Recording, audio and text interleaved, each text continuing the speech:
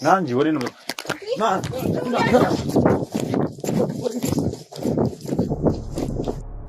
ከዛ አውጥቼ እኔ ከዚህ በፊት እንደመጣች እንደነገርኩ ያወጣውላት ሲም ነበረ።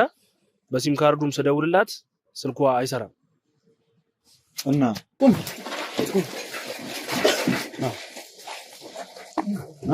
ወዴት ነው?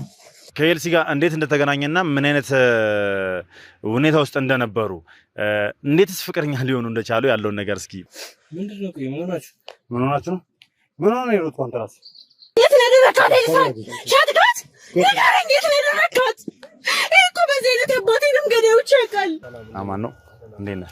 ሁሉ መልካም አለን፣ እግዚአብሔር ይመስገን። ፍቅረኛ ስለሆንክና ስለመጣ በጣም አመሰግናለሁ። ይኸውልህ እኔ ምን ልል እንደምፈልግ አላውቅም፣ ምን ልል እንደምችል አላውቅም። ብቻ እዚህ ድረስ ስመጣ ኤልሳን አገኛታለሁ ብዬ ነው የመጣሁት። ያው የኤልሲም በቃ የጤናዋ ምናምን ነገርም ልክ አልነበረም። እዚህ ከመጣች በኋላ እዛ እናንተ ጋር ባላቅም ቢያንስ አንድ 4 ወር 3 ወር ምናምን እኛ ጋር ትቆይና ትንሽ በሽታዋ ደግሞ ሲነሳባት ወደ አንድ ቦታ ትሄድ ነበረ። ከዛ ከ4 ወር ከ3 ወር በኋላ ደግሞ ተመልሳ ወደኛ ጋር ትመጣለች ሴትዮዋ ማለት ነው። እሷን በህይወት ለማግኘት የማረገው ጥረት እያየሽ ነው አይደለ? እየለፋው ነው፣ እለፋለሁ አሁንም። ገባሽ አይደል? ምክንያቱም እሷ ኦሬዲ ጥላኛ ሄዳለች፣ ችግር የለውም። ኢቭን ግንኙነታችን ራሱ ቢቋረጥ እኮ እኔ ኤልሳን ከመፈለግና በህይወት ወደ ቤቷ ከመመለስ ከቤተሰቧ ጋር ከአባቷ ጋር ከመመለስ ወደኋላ አይደለም።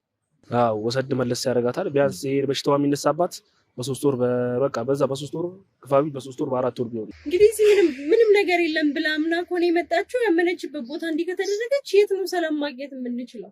ኤልሳ የምትባል ልጅ ከ7 ወር በፊት ጠፍታብን ነበርና እኛ ጋር እዚህ ከተማ እንደመጣችና ሰው እየፈለገች እንደነበረም መረጃው ደርሶናል። ከዛም ባሻገር ደግሞ ካንተ ጋር ክሎዝ የሆነ ግንኙነት እንደነበራችሁና ከዛም እንዴት አሳልፈ ኤልሳን እንደሰጣችሁ እንድነግረኝ ይፈልጋል። ኮረንትና ቤት የምትመጣ ቤተክርስቲያን እንደው ይሽጉጥሉ ይከዱ አንተ ከሱ ስር ካልወጣህ ህይወትህን እንደምናጠፋት ይሉኛል፣ ይዝቱብኛል። ይገርማል። የክፉ ቀባል እንጀራ ይሉ የክፉ ቀር ይሉ ካፈር ያዳለኝ አነሳኝ ወንድሜ ነው። እንደው አደራህ ልጄ እንደው አደራህ ማለት አቶ ተፈሪን ሁለተኛ ሚስት ያጋቡት ከድርጅት ውስጥ ከምትሰራ ሴት ነው ማለት ነው? አዎ እዛም ሰራዋን የኖረችዋን በራሱ ነው።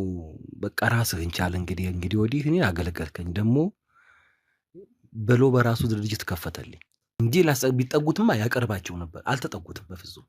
ስለዚህ ያው ራሃቸው ናቸው ራሃቸውን ከአቶ ተፈሪ ሲያርቁ የነበረው ማለት ነው። አዎ አልኩህ እኮ በፍጹም ሰበሰበ እኮ አልኩህ። ከአንዴ 3 ሄደናልኛ። ተፈሪንስ ያገባሽው ወድጄ ነው አፍቅሬው ነው ብለሽ አይደለ? ቆይ አንቺ ምን ውስጥ ነሽ? ወይ ያለሽበት ቦታ እንምጣ ስንላት አዲስ ጉዳለ ካገኘ ምንድነው ችግራችሁ? በሰውም ያስልካል። ልጆችን ያስልክና እስቲ አምጡ ያመጣቸው ያሳድሩ። ብር ካነሰም ካለ አሁን ይሄድና ብር እንኳን ሌባ ሰረቀ ምናምን ካሉ ብር ሰጥቶ የሚሸኝ ሰው ነው። ነገሮች እየተለዋወጡ የነበረው መቆየት ሲጀምር ነው። እነዛ ነገሮች ገንዘብ ይገባልናል፣ እሷን አናገኛትም። እነዚህ ነገሮች ግን እየቆዩ ሲሄዱ ትንሽ ሐሳብ ገባን፣ ጭንቀት ገባንና ማለት አደማ ምሰራ አንድ መሽቆቅ ልጅ አለች። የት የምትሰራ እነ ኤፍሬም